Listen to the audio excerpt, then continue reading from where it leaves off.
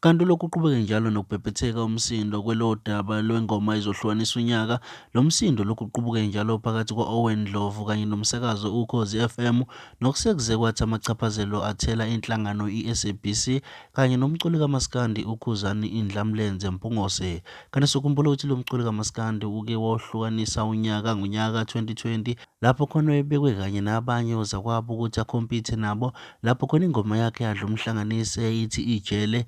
Kanti Owen Ndlovu enkulumweni yakhe ebenayo namhlanje ube segcizelela ukuthi uyacela uKhuzani ayeke ukuzivotela, waphinde wanxusa ukuthi uyacela ukuthi ahoxe kwi-top 10 yezingoma ezingase zibe semathubeni okuhlukanisa unyaka omsakazweni uKhozi FM. Uma kuwukuthi uKhuzani akahoxi, ubese ethi uzozenzela yena uphenyo mathupha, angalindi uphenyo lenhlangano enkulu i-SABC, uphinde azitholele ukuthi ubudlelwane bakhe bumi kanjani nabaphathi besiteshi somsakazo uKhozi FM. Mbonisi lethu uHle TV nansi ividiyo esikwephathele yona. Siyacela ungakhohlwa uncofoza usubscribe button ukuze siqhubeke njalo sikwethulela zonke ezingenayo. Khuzani. Khuzani mfaka Mpungose. Umusic wakho okamaskandi ufola under mina. Mawungazi usuyazi namhlanje. Ngibhekelene wonke umculo kamaskandi. Mara njengoba kunalama allegations ukuthi wena uyathenga, ngicela uphume mfethu ku-top 10. I am calling upon uKhuzani Ndlamlenze Mpungose ukuthi aphume ku-top 10 yokhozi. Azikhiphe yena. Uyazi ezinye izinto mfethu ungayimoshi into wena. If abantu imajority ithi phuma, uzibonile ukuthi uyindoda, uclean, phuma. Bese uyabona ukuthi mawungekho izofa yini top 10, because uma ngabe uhlala uyayicizelela lento yokugama lakho ukuthi wena ukhanda lumtshela kwakho awumameli abantu ba right. So ngicela ukuthi uKhuzani aphume ku top 10, ayiphumele yena. Uma ngabe engaphumi uKhuzani ku top 10, mina January ngizoyela mina eSIU. Fortunately mabili ama colleagues asejoin eSIU. Ngiyocala investigation, hayi leyo yokudlala eyenziwa i-internal audit yase-SABC. Ku-investe ngempela ukuthi u-section 205 i-relationship kaKhuzani noSibonge Ngcobo ithini, bafolanana kange ngosuku, bawhatsappana kange ngosuku, bawhatsappa ini. I can do that investigation. Yinto engizoyicela. So okwamanje i-top 10 why uKhuzani ngithi akaphume is because uKhuzani is a good artist. Akakwazi ukubangisana nolwandle, ulwandle omusha, uKhuzani useke waba unumber 1. Ngoba la sikhuluma ngo-number 1 akuna song of the year la. uKhuzani akanayo i-award ye-song of the year. Une crossover. Lento sikhuluma ngayo kwamanje sase crossover ngoba mina ngakangeni nge-song of the year. Ngisamele ama-investigation. Icala by the way alikakaphele court. Ningaze nithi hey ukhuluma icala alikakaphele court. Kodwa ngacelwa kathiwa oyiniyeke indaba zama-court asidile kanje. So i-song of the year is coming back. Uyathanda awuthandi is coming back. But uKhuzani weza kimi no 3 seconds uma izowina that year. What in fact i-campaign esengiyenzile is too much. Ngicela ukuthi ungablocki song of the year this time. Ama-artist ngiyawalwela mina. Namanje I'm fighting for a test. Ngiyangcwaba ngenza everything. So I couldn't say uKhuzani emayethi mfethu sengispend imali bese ngiyahamba ngiyomblock. Ngangalwi noKhuzani, ngangilwa noKhozi. In as much as angilwi nabasakazi, ngilwa nalabo abaphethe. I'm fighting uSibonge Ngcobo, I'm fighting uNada because of those are managers bele ba manage iSABC ngendlela right. And I've been in broadcasting by the way for 25 years. I'm a founder member of the second biggest radio station in South Africa, iJozi FM, kwakuyiSoweto Community Radio. So I'm not talking from the blue. I'm talking from into engiyazi. So more than blame, maybe you must Google and find out who are you talking to. So angenanga ku broadcasting back door. Now, uKhuzani ngamlalela eza nobaba u3 seconds, ngoba ubaba u3 seconds inyanga yami. Ngamlalela u3 seconds, ngamlalela uKhuzani ngayeka, ngangapressa kuKhozi lethe.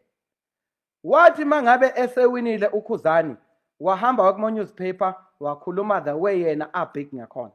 I-arrogance efana na kanjalo angiboni ukuthi siyayidinga ku-industry ngoba Kufana nolokhu uhlala nilwa kanjalo uthi ubani ongcono guys sisekumculweni la umculo akuliwa siyajabula. Ukuthi ubig iphoti lakangena siyabonga kuhle lokho yilokho sikufunayo. Mara lokhu ukuthi nibhikelana noma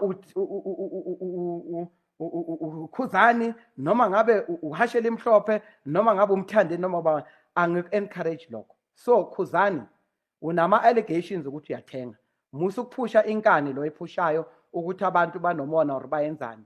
Zip wena phuma. Kodwa mongaphumi njengoba ngisho ukuthi uzowina sizoshaya i-thorough investigation size investigate nama compilers okuyiwona acompile top 10 kufuneka everything. Yiyo ke into ezalamula ngoba bakhona abantu njengoba ngikhulu babelieve ukuthi hayi u-Owen unamanga. You understand? Hayi u-Owen unjani.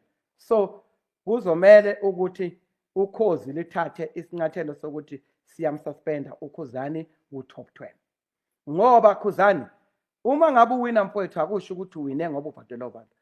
Ngeke uyivotele 250,000 times bese uthi uyiwina.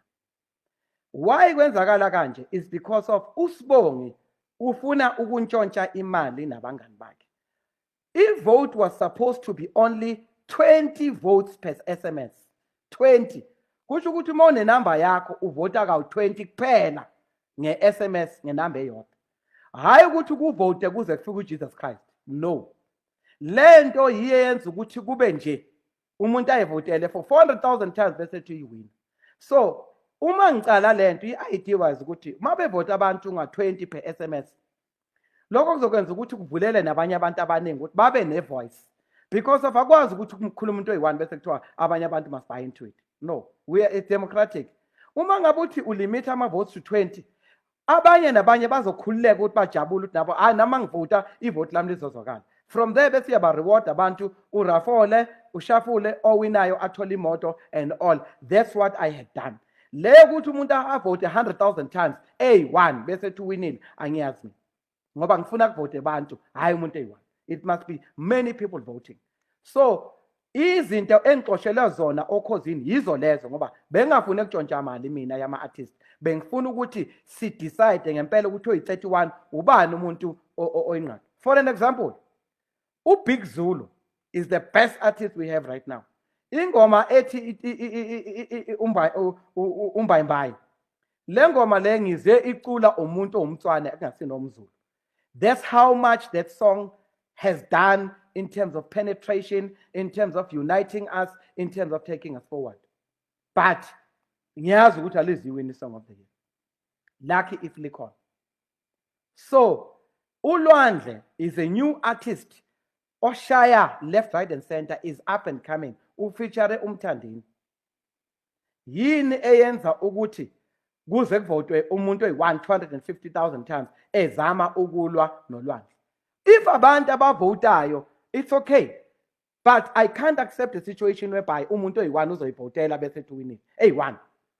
200,000 votes. It doesn't make sense. Ake senze into ethandwa abantu ngoba lento nami akusiyi ukuthi ngangifuna ukuyigogodlela.